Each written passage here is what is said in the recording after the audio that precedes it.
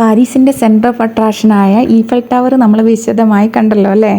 ഇനി ഇവിടെ നയനാനന്ദകരമായ പല കാഴ്ചകളും പിന്നെ ലാൻഡ്മാർക്കുകളും ഇങ്ങനെ സീൻ നദി പോലെ ഇങ്ങനെ നീണ്ടു കിടക്കുകയാണ്. അപ്പോൾ പാരീസ് വ്ലോഗിൻ്റെ സെക്കൻഡ് പാർട്ടിലേക്ക് എല്ലാവർക്കും സ്വാഗതം.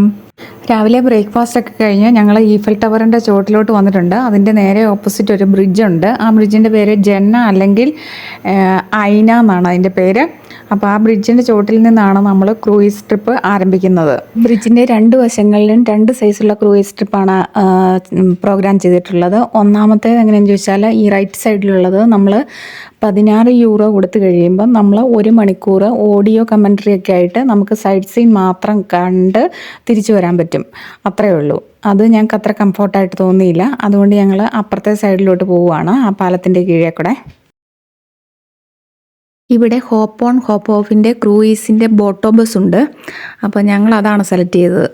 നിങ്ങൾക്കറിയാവുന്നതുപോലെ 2024 പാരീസിലാണല്ലോ ഒളിമ്പിക്സ് ഹെൽഡ് ചെയ്തേക്കുന്നത്. അപ്പോൾ അതിന് വേണ്ടിയിട്ടാണ് ഈ മെറ്റാലിക് ഈ പ്രതീകം ഇവിടെ വെച്ചേക്കുന്നത്. അതിൽ എഴുതി വെച്ചേക്കുന്നത് ഇനി എത്ര ഡേയ്സ് ബാക്കിയുണ്ടെന്നുള്ളതാണ്. അതിൻ്റെ അവേഴ്സും എഴുതിയിട്ടുണ്ട്. ഓഗസ്റ്റ് 11 സൺഡേ ആണ് പാരീസ് ഒളിമ്പിക്സ് സ്റ്റാർട്ട് ചെയ്യുന്നത്. ഇതിന് വേണ്ടിയിട്ട് ജോജോ ഇവിടെ ടിക്കറ്റൊക്കെ എടുത്തുകൊണ്ടിരിക്കുകയാണ്. ഇതാണ് മെയിൻ സ്ഥലങ്ങൾ. ടിക്കറ്റൊക്കെ എടുത്ത് ഞങ്ങളിങ്ങനെ നിൽക്കുകയാണ്. 23 യൂറോ ആയിരുന്നു പെർ ഹെഡ്. അപ്പം നമുക്ക് 9 മണിക്കൂറും തരും, 9 സ്റ്റേഷൻസ് കാണുകയും ചെയ്യാം. ഇവിടുന്നാണ് ഇത് സ്റ്റാർട്ട് ചെയ്യുന്നത്. തിരിച്ച് നമ്മളെ ഇവിടെ തന്നെ കൊണ്ടുവന്നാക്കുകയും ചെയ്യും. പിന്നെ അല്ലെങ്കിൽ നമുക്ക് ഓരോ സ്ഥലത്ത് 15 മിനിറ്റ് ഇടവിട്ട് ഓരോ സ്റ്റേഷൻ വരും, അവിടെ ഇറങ്ങുകയും ചെയ്യാം. അപ്പോൾ നമുക്ക് നമ്മുടെ യാത്ര തുടങ്ങാം. ഇന്ന് നല്ല സണ്ണി ആയിട്ടുള്ള നല്ലൊരു കാലാവസ്ഥയാണ്. ഇത് സീൻ നദി നല്ല ശാന്തമായിട്ട് ഒഴുകുന്നു. തീരത്തൂടെ നോക്കി നല്ല ബിൽഡിങ്ങുകൾ ഇങ്ങനെ കാണാൻ സാധിക്കും. ഇതാ വരുന്ന അടുത്ത നല്ലൊരു ബ്രിഡ്ജ്. ഇതിൻ്റെ പേര് അലക്സാണ്ടർ തേർഡ് എന്നാണ്. സീൻ നദിയുടെ കുറുകെയുള്ള 8-9 ബ്രിഡ്ജുകൾ ഞാൻ കണ്ടു. അതിലേറ്റവും അതിമനോഹരമായിട്ടുള്ള ബ്രിഡ്ജായിരുന്നു ഇത്. മറ്റുള്ള ബ്രിഡ്ജുകളെല്ലാം ഒത്തിരി നൂറ്റാണ്ടുകൾ പഴക്കമുള്ളതാണ്. ഇത് ഏകദേശം 1990 പണിത്. അതിൻ്റെ വ്യത്യാസം അത് ശരിക്കും കാണാനും ഉണ്ട്. ബോട്ട് ഇങ്ങനെ മുമ്പോട്ട് പോയിക്കൊണ്ടിരിക്കുകയാണ്. 2 സ്റ്റേഷൻ കഴിഞ്ഞു ഞങ്ങൾ ഇറങ്ങിയില്ല. ഞങ്ങൾ ഉദ്ദേശിക്കുന്നത് ഡയറക്റ്റ് നോട്ടർഡാം ചർച്ചിലോട്ട് പോകാനായിട്ടാണ്. അവിടെ ചെന്ന് ഇപ്പോൾ ഇറങ്ങിയിട്ടുണ്ട്. ഇത് കണ്ടോ, ഇവിടെയാണ് നോട്ടർഡാം ചർച്ച്. ഇനി നമ്മൾ ഈ സ്റ്റെയർവേഴ്സ് വഴി മുകളിൽ കയറി ഇവിടെ ഒരു ബ്രിഡ്ജുണ്ട്. ഈ ബ്രിഡ്ജ് കിടന്നാണ് ഈ ചർച്ചിൻ്റെ അങ്ങോട്ട് പോണത്. ഫ്രാൻസിലെ തന്നെ ഏറ്റവും പ്രധാനപ്പെട്ട പള്ളിയായ നോത്രദാം കത്തീഡ്രൽ ചർച്ചിൻ്റെ മുമ്പിലാണ് ഞങ്ങളിപ്പോൾ നിൽക്കുന്നത്. നിർഭാഗ്യവശാൽ നമുക്ക് അതിൻ്റെ അകത്ത് കയറാൻ പറ്റത്തില്ല. കാരണം എന്താണെന്ന് ചോദിച്ചാൽ 2019 അവിടെ തീപിടുത്തം നടന്നേ പിന്നെ ഇപ്പോഴിവിടെ റിനോവേഷൻ വർക്ക് നടന്നുകൊണ്ടിരിക്കുകയാണ്. അപ്പോൾ അങ്ങോട്ട് പെർമിഷൻ ഇല്ല ആർക്കും. അപ്പോൾ നമ്മൾ ജസ്റ്റ് ഈ ഇതിലൂടെയെല്ലാം നമുക്ക് നടന്ന് കാണാൻ പറ്റും. അതുകൊണ്ട് ഇവിടെ ഒരു അച്ഛൻ നിന്ന് കുർബാന ചൊല്ലിക്കൊണ്ടിരിക്കുകയാണ്. പാരീസ് ഒളിമ്പിക്സ് നടക്കുന്നതിനനുബന്ധിച്ച് തന്നെ ഈ പള്ളിയുടെ പണികളും പൂർത്തിയാവും എന്നാണ് പറഞ്ഞേക്കുന്നത്. അതോടുകൂടി റീ ഓപ്പൺ ചെയ്യും. ചരിത്രപ്രധാനമായ പല സംഭവങ്ങളും വേദിയായിട്ടുള്ള ഒരു ചർച്ചാണിത്. നെപ്പോളിയൻ ബോണപ്പാർത്തയുടെ കിരീടധാരണം നടന്നത് ഈ ചർച്ചിൽ വെച്ചാണ്. കാഴ്ചക്കാരിൽ നിന്ന് കയ്യടിയും കൈമണിയും ഒക്കെ വാങ്ങുന്നതിനായിട്ട് ഇങ്ങനെ പാവകളിക്കാരെയും മാന്ത്രിക ജാലവിദ്യക്കാരെയൊക്കെ കാണാം ഇതിലൂടെ. ഇവിടെ ഇങ്ങനെ അടഞ്ഞു കിടക്കുകയാണെങ്കിലും ടൂറിസ്റ്റുകൾ എല്ലാവരും തന്നെ ഇവിടെ വന്നിട്ടാണ് പോകുന്നത്. അപ്പോൾ ഞങ്ങളിവിടെ കണ്ടു കഴിഞ്ഞു. ഇനി നമുക്ക് ബോട്ടിന് വേണ്ടി വെയിറ്റ് ചെയ്യുകയാണ്. ബോട്ട് വന്നു. നമ്മളിനി അടുത്ത സ്ഥലത്തേക്ക് പോവുകയാണ്. ഇപ്പോൾ നമ്മളിവിടെ എത്തിയേക്കുന്നത് ഒരു ഗാർഡനാണ്. ഇതൊരു വലിയ ഗാർഡനാണ്. ഇവിടെ എഴുതി വെച്ചേക്കുന്നത് ജർദീനോ ദേ പ്ലാന്റ്സ് എന്നാണ് എഴുതിയേക്കുന്നത്. പ്രൊണൗൺസിയേഷൻ വ്യത്യാസമുണ്ട്. ഞാൻ ഒരു തരത്തിലങ്ങ് വായിച്ചെന്നേ ഉള്ളൂ. ഇവിടെ വേണേ ഒരു ബംഗ്ലാവും ഉണ്ട്, ഒരു സൂമും ഒക്കെ ഉണ്ട്. സൂവിൻ്റെ അകത്ത് ഞങ്ങൾ പോകുന്നില്ല. ഞങ്ങൾ ഈ ഗാർഡനകത്തൂടെ ഇങ്ങനെ നടക്കുകയാണ്. ഇത് കണ്ട് ഇവിടെ പക്ഷികൾക്ക് കുടിക്കാനായിട്ട് വെള്ളത്തിന് വേണ്ടി ഉണ്ടാക്കി വെച്ചേക്കുന്നതാണ്. കല്ല് കൊണ്ട് ഉണ്ടാക്കി വെച്ചേക്കുന്നതാണ്. അവിടുന്ന് ഞങ്ങൾ പോന്നു. ഇനി നമ്മൾ പോകാൻ പോകുന്നത് ലൂവ്രെ എന്ന് പറയുന്ന മ്യൂസിയത്തിലോട്ടാണ്. ഇത് ലോകത്തിലെ ഏറ്റവും നമ്പർ 1 മ്യൂസിയമാണ്. ഇവിടെ പല സിനിമകളുടെ ഷൂട്ടിങ് നടന്നിട്ടുണ്ട്. അതുപോലെ തന്നെ ഇത് ഇങ്ങനെ ഏക്കർ കണക്കാണ് കിടക്കുന്നത്. ഇത് ഒരു ദിവസം കൊണ്ടൊന്നും കണ്ടാൽ തീരുന്നതല്ല. ഇവിടെയാണ് നമ്മുടെ ലിയോണാർഡോ ഡാവിഞ്ചി വരച്ച മൊണാലിസയും അതുപോലെ മറ്റ് പ്രസിദ്ധരായ വാങ്കോങ് അതുപോലെയുള്ള പ്രസിദ്ധരായ പലരുടെയും ചിത്രങ്ങൾ ഇവിടെയുണ്ട്. ഇതൊരു ലോകത്തിലെ തന്നെ ഒരു വലിയ ആർട്ട് ഗാലറി എന്ന് വേണേൽ പറയാം. ഇവിടെ ഏകദേശം 35,000ഓളം ആർട്ട് വർക്കുകളുണ്ട്. അതുപോലെ 500,000ഓളം ഒബ്ജക്റ്റുകളും ഉണ്ട്. പിള്ളേർക്ക് ഇവിടെ ഫ്രീ ആയിരുന്നു. കാര്യം പറഞ്ഞാൽ അവർക്ക് കാണാൻ ഒട്ടും താല്പര്യമില്ല. മൊണാലിസയെ കാണണമെന്നുണ്ടായിരുന്നു, പക്ഷേ ഇതിനകത്ത് കയറി തിരിച്ചു വരണേ സമയം എടുക്കും, അതുകൊണ്ട് അവരും കയറുന്നില്ലെന്ന് പറഞ്ഞു. അപ്പോൾ നമ്മൾ ഇതിൻ്റെ പുറമേയുള്ള കൊട്ടാരങ്ങളും അതൊക്കെ കാണുവാണ്. അത് തന്നെ ഉണ്ട് കുറേ കാണാനായിട്ട്. ഇവിടെ ഫോട്ടോഷൂട്ടിനുള്ള നല്ല സീനറികളുണ്ട്. അതിൻ്റെ തിരക്കാണ് ഏറ്റവും കൂടുതൽ. കാരണം ആ പിരമിഡ് പോലിരിക്കുന്ന ആ സാധനത്തിൻ്റെ അവിടെ അതിലോട്ട് ഇങ്ങനെ കൈ പിടിക്കാനായിട്ടാണ് എല്ലാവരും ശ്രമിക്കുന്നത്. അതിനിവിടെ സ്റ്റൂള് പോലത്തെ സാധനങ്ങൾ ഇട്ടിട്ടുണ്ട്. നമ്മൾ അതേ കയറി നിന്ന് കൈ ഇങ്ങനെ പൊക്കി വെച്ചാൽ കൃത്യം ആ പിരമിഡിൻ്റെ അഗ്രത്തിലോട്ട് കൈ വരും. അപ്പോൾ നമ്മൾ അതേ തൊടുന്ന പോലെ ഫോട്ടോ കിട്ടും. അതിന് വേണ്ടിയിട്ടാണ് എല്ലാവരും ഇവിടെ തിക്കും തിരക്കും നടക്കുന്നത്. ഞങ്ങളെല്ലാവരും അങ്ങനെ സിംഗിൾ ഫോട്ടോ ഒക്കെ എടുത്തിട്ടുണ്ട്. ഈ മ്യൂസിയത്തിനകത്ത് കയറാൻ പ്ലാൻ ചെയ്താണ് ഞങ്ങൾ വന്നത്. പക്ഷേ ആർക്കും കയറാൻ പ്ലാൻ ഇല്ലാത്ത കാരണം ഞങ്ങൾ കുറച്ച് നേരം കൂടെ ഇവിടെ നിന്നതാണ്. ഇത് കണ്ടോ, ഹോപ്പ് ഓൺ ഹോപ്പ് ഓഫിൻ്റെ ബസ് വന്നിട്ടുണ്ട് ആൾക്കാരെ എടുക്കാനായിട്ട്.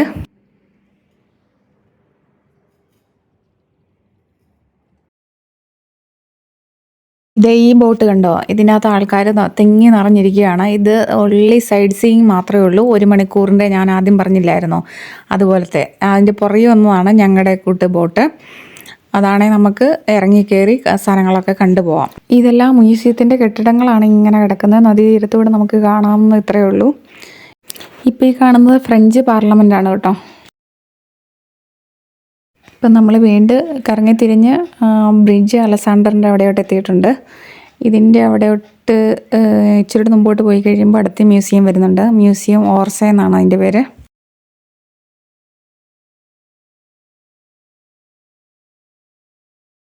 വീണ്ടും നമ്മൾ വേറൊരു പാലത്തിൻ്റെ അടുത്തോട്ട് വരുവാണ്. ഇതാണ് ആ പാലം. ഇവിടെ ഇനി നമ്മളിത് കണ്ട ഒരു 3 താഴേക്കുടങ്ങളുള്ള ഒരു പള്ളിയുണ്ട് അവിടെ നമുക്ക് പോകണം. അടുത്ത ദിവസം നമുക്ക് പോകണം. ഇനി നമ്മളോട്ട് പോകാൻ പോണത് ഓർസേ മ്യൂസിയത്തിലോട്ടാണ്. ഇതും വളരെ ഫേമസ് ആയിട്ടുള്ളൊരു മ്യൂസിയമാണ്. ഇവിടെയും എന്നാ പെയിൻറ്റിങ്സും ശില്പങ്ങൾ, പിന്നെ ഫർണിച്ചറുകൾ, ഫോട്ടോഗ്രാഫി, അങ്ങനെ എല്ലാവരുടെയും ഉണ്ട്. ഇത് യൂറോപ്പിലെ ഒരു വലിയ ആർട്ട് മ്യൂസിയമാണ്. ഇവിടെ ഒരു മനുഷ്യനിരുന്ന് ട്രംപറ്റ് വായിക്കുന്നുണ്ട് കണ്ടോ. അയാൾ ശ്വാസം എടുക്കുന്നതിനനുസരിച്ച് തീയാണ് പുറത്തോട്ട് പോകുന്നത്. അതൊരു നല്ലൊരു കാഴ്ചയായിരുന്നു.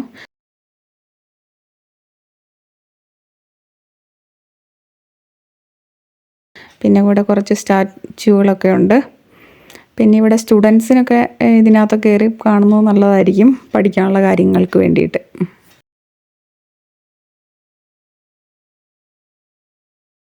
ഇവിടെ 9 സ്റ്റേഷൻ ഉണ്ടായിരുന്നെങ്കിലും 2 സ്റ്റേഷൻ അടച്ചിട്ടേക്കുമായിരുന്നു. എല്ലാ ദിവസവും എല്ലാ സ്റ്റേഷനും തുറക്കുന്നതല്ലായിരിക്കും. നമ്മൾ അന്നേരം നടന്ന് നമുക്ക് അങ്ങോട്ടൊക്കെ പോകാൻ പറ്റും. വന്ന സ്ഥലത്ത് വന്നിട്ടുണ്ട്. ഇവിടെ ടൂറിഫലിൻ്റെ അവിടെ വന്ന് ഇറങ്ങുകയാണ്. ഇവിടെ ഇറങ്ങി ഇനി നമ്മൾ ഹോട്ടലിലോട്ട് പോവാണ്. ഇപ്പം സമയം 7 മണി കഴിഞ്ഞു. എല്ലാവരും മടുത്തു, നല്ല വിശപ്പുണ്ട്. ഞങ്ങളിങ്ങനെ ഒരു റെസ്റ്റോറൻറ്റ് നോക്കി ഇങ്ങനെ നടക്കുകയാണ്. അവിടെ ഇവിടെ ഒരു റെസ്റ്റോറൻ്റ് ഉണ്ട്. അപ്പോൾ ഇവിടുന്ന് ഞങ്ങളൊരു പിസ്സ കഴിക്കാൻ പോവാണ്. നമ്മുടെ ഇറ്റലിയിലെ പിസ്സയുടെ അത്ര ഒന്നും നോക്കുകയില്ല കേട്ടോ, എങ്കിലും കുഴപ്പമില്ലാത്ത രീതിയിൽ കഴിക്കാൻ പറ്റി, നല്ലതായിരുന്നു.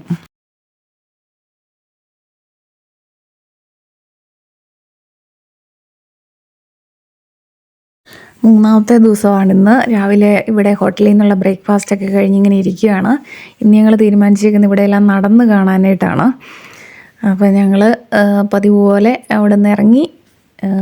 ഇന്ന് നമ്മൾ അവിടെ ഇറങ്ങാൻ പറ്റാത്ത സ്റ്റേഷനുകളിലൊക്കെ നടന്നു പോവുകയാണ്.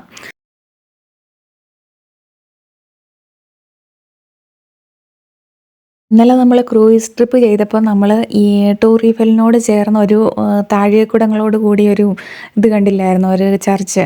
അതിൻ്റെ അടുത്തോട്ട് ഞങ്ങൾ വന്നിട്ടുണ്ട്. ഇപ്പം ചർച്ച് ഇപ്പോൾ ക്ലോസ്ഡ് ആണ്. അതുകൊണ്ട് ഞങ്ങൾ ഇവിടെ അടുത്തൊരു ബ്രിഡ്ജുണ്ട്. ആ ബ്രിഡ്ജിൻ്റെ പേര് പോന്തേ ദെൽ ആൽമ എന്നാണ് പറഞ്ഞേക്കുന്നത്. അത് ഇംഗ്ലീഷിൽ ബ്രിഡ്ജ് ആൽമ. അപ്പോൾ ഇതേക്കൂടെ കയറി ഞങ്ങൾ ആർച്ച് ഓഫ് ട്രിയോംഫയിലേക്ക് പോകാനായിട്ടാണ് ഇരിക്കുന്നത്. അപ്പോൾ അങ്ങ് പോകുന്ന വഴിക്ക് ഇവിടെ ഒരു ചർച്ച് കണ്ടു. ഇത് സെൻറ്റ് പീറ്ററിൻ്റെ ഒരു റോമൻ കാത്തലിക് ചർച്ചാണ്. ഇവിടെ ക്ലോസ് ചെയ്യാൻ തുടങ്ങുമായിരുന്നു. ഞങ്ങളെ കണ്ടുകൊണ്ട് അവർ തുറന്നു തന്നു. 2 മിനിറ്റ് കൊണ്ട് വേഗം അതിൻ്റെ അകത്തുനിന്ന് കയറി. അടച്ചിട്ടേക്ക് കാരണം അധികം ലൈറ്റൊന്നുമില്ല. എന്നാലും ഇതാണ് അതിൻ്റെ അകത്തെ കാഴ്ചകൾ.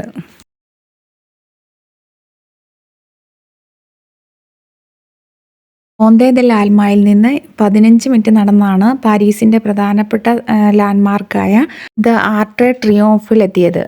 ഇതിന് ഇംഗ്ലീഷിൽ പറയുന്നത് വിട്രി ഓഫ് ആർച്ച് എന്നാണ്. പ്രൊനൗൺസിയേഷൻ വ്യത്യാസം കാണും കേട്ടോ. 200-ലധികം വർഷം പഴക്കമുള്ള ഈ ആർച്ചിൻ്റെ മുമ്പിൽ ഒരു ഫോട്ടോ എടുക്കാതെ ഒരു വിനോദസഞ്ചാരി ഇവിടുന്ന് പോകാറില്ല.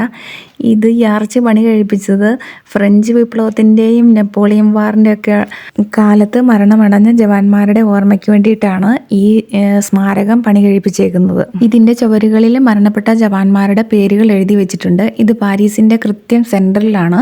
അതായത് 12 അവന്യൂ ഒരുമിച്ച് വന്നിട്ട് അതിൻ്റെ അകത്തൊരു റൗണ്ട് അബൌട്ടിനകത്താണ് ഈ സ്മാരകം നിലകൊള്ളുന്നത്. ഒരു രാജ്യത്തിൻ്റെ ക്യാപിറ്റൽ എങ്ങനെയായിരിക്കണമെന്നോ അതെങ്ങനെ പണിയണമെന്നോ, അതായത് റോഡുകളും മറ്റുള്ള ബിൽഡിങ്ങുകളും ഒക്കെ എങ്ങനെയായിരിക്കുന്നതിനുള്ള ബെസ്റ്റ് എക്സാമ്പിളായിട്ടാണ് എനിക്കിത് തോന്നുന്നത്. എല്ലാം നല്ല ഓർഗനൈസ്ഡ് ആണ്. ട്രാഫിക് ആണെങ്കിൽ പോലും. ഈ ആർച്ചിൻ്റെ നടുക്കായിട്ട് ഒരു അജ്ഞാത ജവാനെ അടക്കിയിട്ടുണ്ട്. അതിൻ്റെ അവിടെ എപ്പോഴും ഒരു കെടാവിളക്ക് പോലെ ഇങ്ങനെ ഒരു ലൈറ്റ്, തീ എപ്പോഴും കത്തിക്കൊണ്ടിരിക്കും. അതുപോലെ തന്നെ പൂക്കൾ വെച്ച് എപ്പോഴും തന്നെ ഡെക്കറേഷൻ ചെയ്തിട്ടുകൊണ്ടായിരിക്കും. ഞങ്ങളിപ്പോൾ തിരിച്ച് ബ്രിഡ്ജ് അലസാൻഡറിലോട്ട് വന്നിട്ടുണ്ട്. അതുകൊണ്ട് ആ സുന്ദരമായ ബ്രിഡ്ജിലോട്ടാണ് ഞങ്ങളിപ്പം വന്നേക്കുന്നത്. ഇത് കാണാൻ ഞങ്ങൾ നേരത്തെ ആഗ്രഹിച്ചിരുന്നു. കണ്ടോ എന്നാ രസമാണെന്ന് നോക്കിയേ ഈ ബ്രിഡ്ജ് കാണാനായിട്ട്. ഇവിടെ നിന്നാൽ ശരിക്കും നമ്മുടെ ഈഫൽ ടവറൊക്കെ കാണാൻ പറ്റും. ഇതുകൊണ്ട് അവിടെ ഒരു സൈക്കിൾ റിക്ഷ വെയിറ്റ് ചെയ്തിരിക്കുന്നത്. പാലത്തിൻ്റെ ഈ സൈഡിൽ നമ്മളിപ്പോൾ കാണുന്നത് ഇൻവാലിഡീസ് ഒരു മ്യൂസിയമാണ്. ഇത് സൈനിക താവളത്തിൻ്റെ ഒരു മ്യൂസിയമായിട്ട് പറയാൻ സാധിക്കും. ഇപ്പോൾ ഈ കാണുന്നതാണ് നെപ്പോളിയൻ ബോണപ്പാർത്തയുടെ തോമ്പ്. ഇവിടെ നമുക്ക് കാണാൻ സാധിക്കും അതിൻ്റെ അകത്ത് കയറി ചെന്നാൽ. ഇനി നമുക്ക് സെയിൻ നദിയുടെ കുറുകെയുള്ള ഡക്കാർച്ച് ഈ പാലം നമുക്ക് വിശദമായിട്ട് കാണാം. ഇതിൻ്റെ അങ്ങേ സൈഡിൽ ചാമ്പസ് ഏലിസിസ് എന്ന് പറഞ്ഞ അവന്യൂ ആണുള്ളത്. ഈ സൈഡിൽ ഇപ്പം നമ്മൾ കണ്ടു ഇൻവാലിഡീസും ഈഫൽ ടവറും ഒക്കെയാണ് ഇവിടെ. ഇതിനെ രണ്ടിനെയും കൂടെയൊക്കെ ബന്ധിപ്പിക്കുന്നതാണ് ഈ പാലം. ഇത് ഈ നഗരത്തിലെ ഏറ്റവും അലങ്കരിച്ചതും അതിഗംഭീരമായിട്ടുള്ള പാലം. ഇതൊരു ചരിത്ര സ്മാരകമായിട്ട് തന്നെ ഇവിടെ നിൽക്കട്ടെ കേട്ടോ. ഇതിൻ്റെ രണ്ട് സൈഡും കാണാൻ നല്ല രസമാണ്. പ്രതിമകളും സ്തൂപങ്ങളും ലൈറ്റുകളും ഏഞ്ചൽസും ഒക്കെ ഉണ്ട്. പിന്നെ ഇവിടെ നിന്ന് ഫോട്ടോ എടുത്താൽ നല്ല വ്യൂ ആണുള്ളത്. ഈഫൽ ടവർ പുറകിൽ ഇങ്ങനെ കാണാൻ പറ്റും. ഇത് ഇവിടെ ഇപ്പോൾ ഒരു പരസ്യത്തിൻ്റെ ആണെന്ന് തോന്നുന്നു ഷൂട്ട് ചെയ്തുകൊണ്ടിരിക്കുകയാണ്. കണ്ടോ ഈഫൽ ടവറൊക്കെ പുറകിൽ കാണാം. ഇപ്പം നമ്മൾ പാലത്തിൻ്റെ ഇങ്ങേക്കരെ വന്നിട്ടുണ്ട്.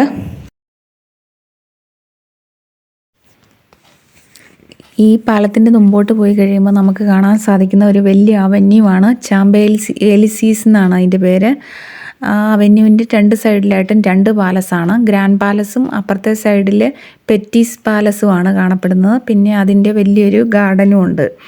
ഇവിടെയൊക്കെ നമുക്ക് വേണേൽ പോയി കാണാം. ഇതൊക്കെ മ്യൂസിയമായിട്ടാണ് ഇപ്പം നിലകൊള്ളുന്നത്.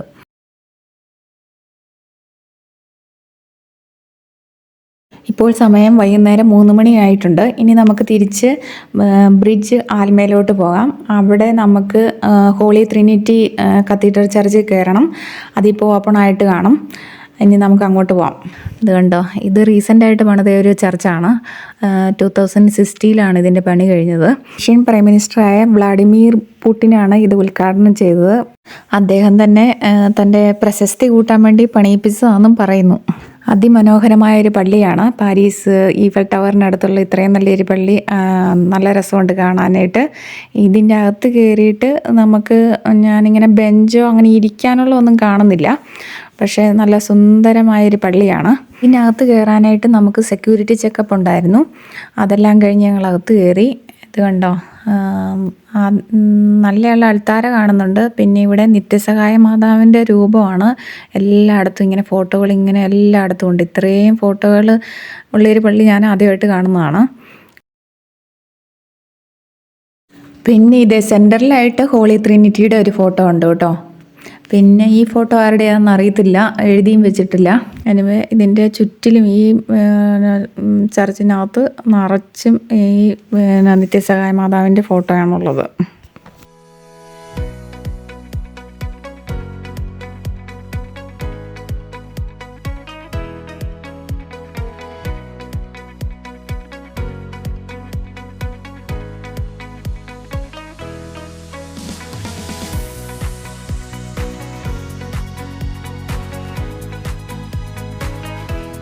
ഇത് മാതാവിൻ്റെ ഉറങ്ങിക്കിടക്കുന്ന ഒരു ഫോട്ടോ ആണെന്ന് തോന്നുന്നു. അദ്ദേഹം മരിച്ചപ്പോഴത്തെ ആ ഒരു സീനിന് വേണ്ടിയിട്ടുള്ളതാണെന്ന് തോന്നുന്നു, അറിയത്തില്ല.